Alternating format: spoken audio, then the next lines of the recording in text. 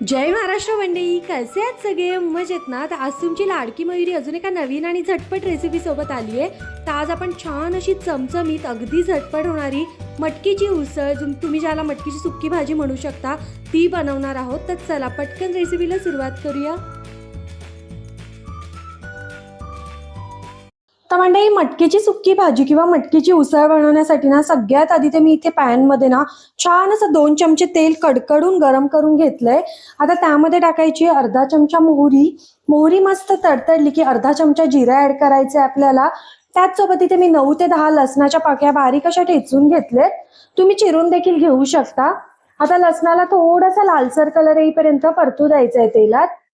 लसणाचा कलर थोडासा लालसर व्हायला लागला की त्यामध्ये मी इथे 5 ते 6 हिरवी मिरची घेतलीये बारीक चिरून. तिखट आहे, तुम्ही किती तिखट खाता त्यानुसार तुम्ही मिरचीचं प्रमाण कमी जास्त करू शकता. त्याचसोबत इथे एक मोठ्या आकाराचा कांदा बारीक चिरून घेतलाय, तो सुद्धा ह्याच्यामध्ये ऍड करायचा आहे आपल्याला आणि छान गोल्डन ब्राऊन कलर येईपर्यंत परतून घ्यायचा आहे तेलात. तर हे बघा गाईज, आपला कांदा ना असा थोडासा लालसर झाला ना की त्याच्यामध्ये आपण ना हे बघा इथे मटकी घेतलेली आहे, मस्त मोड आलेत तिला.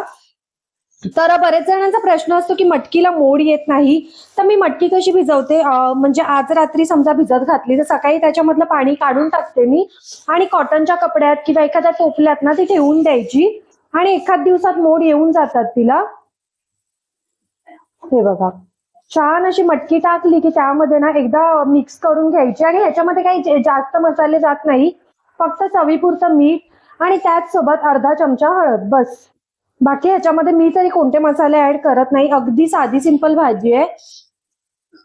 व्यवस्थित मिक्स करायचं आणि ह्या भाजीमध्ये पाण्याचा एकही थेंब मी वापरत नाही. थोडीशी कोथिंबीर टाकूया आणि झाकण ठेवून मस्त वाफेवर शिजवून घेऊया. आणि ही मटकीची भाजी ना जास्त पण ओव्हर कुक करायची नाही, थोडीशी अशी 90%च कुक करायची, छान लागते तशीच चपाती सोबत वगैरे. तिच्यावर झाकण ठेवून शिजवून घेऊया व्यवस्थित. आता 1-2 मिनिटं झाली ना, थोडीशी वाफ दिसायला लागली ना की झाकण काढायचंय आपल्याला आणि ह्याच्यामध्ये 1 चमचाभर इतकं शेंगदाण्याचं कूट टाकायचंय. कूट ना मी इथे थोडंसं जाडसरच केलंय, अगदी बारीक नाही करायचं, भाजी अशी चिकट झाल्यासारखी होते. थोडंसं कूट मोठंच ठेवायचंय आपल्याला आणि ही भाजी 1-2 मिनिटाला मध्ये मध्ये मिक्स करा, बिकॉज ना आपण पाण्याचा वापर न केल्यामुळे ना भाजी थोडीशी चिटकू शकते. शेंगदाण्याचं कूट टाकायला अजिबात विसरू नका, खूप छान चव लागते.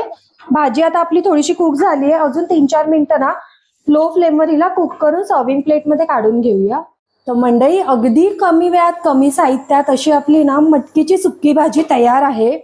मस्त अशी कोथिंबीर टाकूया, व्यवस्थित एकदा मिक्स करायची आणि सर्विंग प्लेट मध्ये काढून गरमागरम चपाती सोबत खाऊया हिला. तर मंडळी, छान अशी आपली मटकीची उसळ तयार आहे, ज्याला तुम्ही मटकीची सुक्की भाजी सुद्धा म्हणू शकता.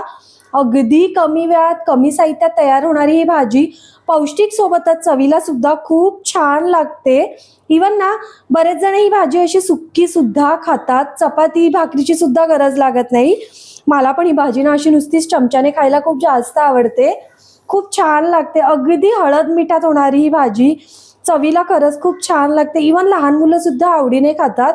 तर तुम्ही ना एकदा ह्या पद्धतीने नक्की बनवून बघा आणि व्हिडिओ आवडला तर एक लाईक करा, चॅनलला सबस्क्राईब करा.